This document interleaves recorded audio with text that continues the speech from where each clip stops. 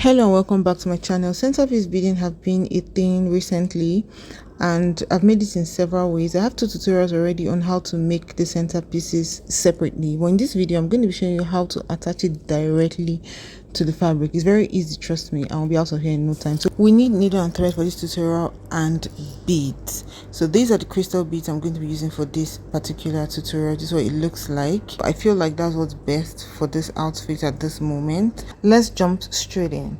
There are two ways to do this thing: the laziness version and the well calculated version. Trust me, the laziness version is going to be double journey. So I'm putting this needle right now at the very last end of the V.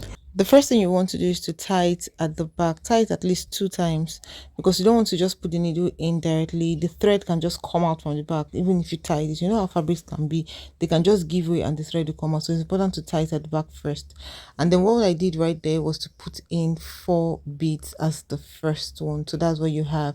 Now once you have done that, it's also important to tie the back as well, so that should anything happen to every other bead, no bead will be directly connected to the other. I'm going to be doing the second one right now. Depending on the kind of beads that you use, you may need more or less.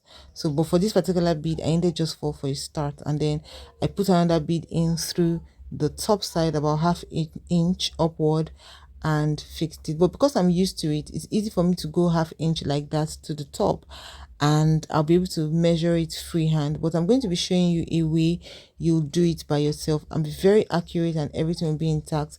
You don't have to follow my laziness method. Like I said earlier, laziness sometimes looks easy, but if it wants to backfire, it backfires really bad. So let's jump into the actual way, an easier way to do it, the well calculated style, like I mentioned.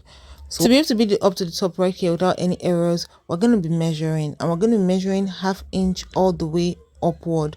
So what I'm going to do here is take my chalk and my tape and just mark half an inch. On a normal day, I would have marked from the top to the bottom, but because I already started from the bottom, that's why I'm marking from the bottom to the top. I'll do that for both sides. Make sure it is actually half an inch all the way. So I've done that for both sides right now. So these are the points where my needles are going to be entering. So mistakes at this point will be minimal, and every bead will be sitting properly the way it's supposed to sit. What I did right here is to make sure that the length from that side to the other end was equal and the same. So once you have achieved that, next thing I'm going to do is to add 3 extra beads. These 3 beads are to ensure there is a dangling effect. So the bead is not just standing straight, it has a curve and a bend, like it has a way it just falls down or dangles down. So depending on how much you want your bead to dangle, that depends on how much beads you add. In this case, I started with 3.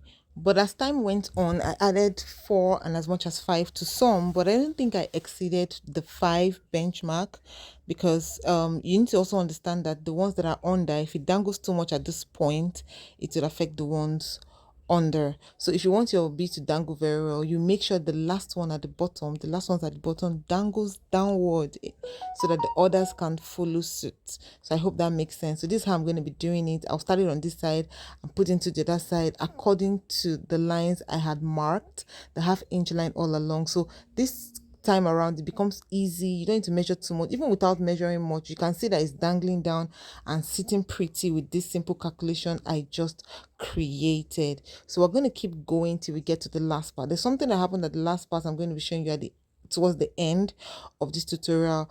Don't be scared. Okay, let me just explain before I get there. You discover that sometimes when you get to the last point, the 2 top points, you discover that the sides, the space on the sides are finished, yet there is no more space to attach the beads because you made it dangle downward. If that happens to you, not to worry, there are ways to do it, and I'm going to be showing you when I get to the end, because it happened to me here. I don't know if what I'm saying makes sense, but I hope it does. And if it doesn't, you can ask me and I'll respond in the comment, or I'll do another video again for you. So that's about it. So I think I'm getting close to that point right now. So this is what happened. We got to the end, and as you can see, we're done, but there's still this space at the end. So what I did was I just attached it right there. So that's the space right there. I now attached it right there to just cover up that place. So see where the bead started from, and then I'll just sit it right there. It has covered, and I'll take my needle into that point like that. part, so it didn't have to go all the way to the beginning because the beginning was already full.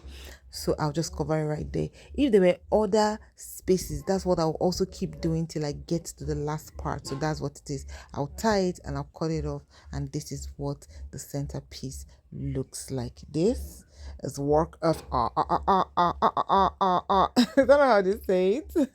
So yeah, let me know what you think in the comment section. Do you like it? Was it easy? If you were confused by my explanation, just let me know. I will explain. Thanks so much for watching my video. I'll see you in my next one. Bye.